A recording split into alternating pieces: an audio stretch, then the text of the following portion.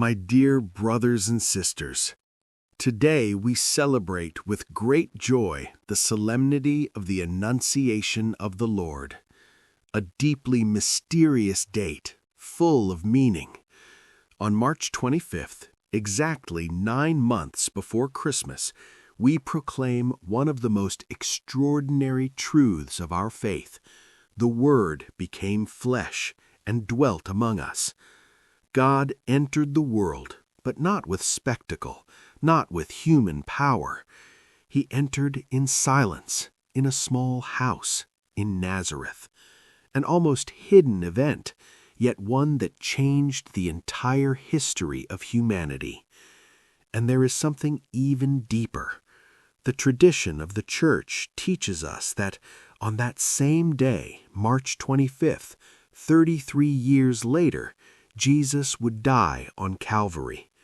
In other words, the day of the Incarnation and the day of redemption coincide. Saints like St. Augustine and St. Bede reflected on this. The entrance of the Son of God into the world and his self-giving on the cross form a single mystery, a single act of love. But why exactly this date? In the land of Jesus, March 25th marks the beginning of spring, and this is not by chance. All of creation seems to align with its Creator.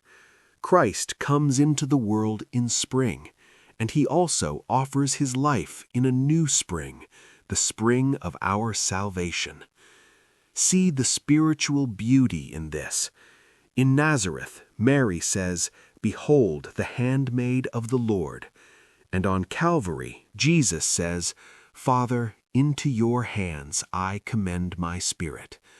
2 yeses that changed the destiny of humanity. That is why celebrating the Annunciation in the middle of Lent does not break the Lenten spirit. On the contrary, it illuminates Lent, because Jesus came into the world with a clear purpose, to give his life for us. From the very first moment in the womb of Mary to the final moment on the cross, the whole life of Christ was a single sacrifice of love. Yes, a single moment of God in this world would have been enough to save us, but he wanted more. He chose to live our condition, to experience our pain, to take on our weaknesses, and to reveal to the very end how much he loves us. The one who is incarnate in silence in Nazareth is the same who gives himself publicly on Calvary, so that all may see how far the love of God goes. As the Scripture says, having loved his own, he loved them to the end. And in this great mystery there is also a silent yet essential presence, the Virgin Mary. She is in Nazareth saying yes to the angel, and she is on Calvary saying yes once again to the will of God. She teaches us the path of surrender, the path of trust, the path of obedience. Today we are invited to do the same.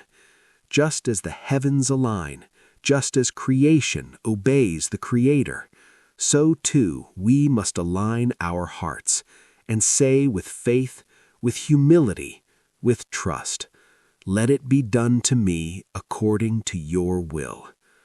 God bless you.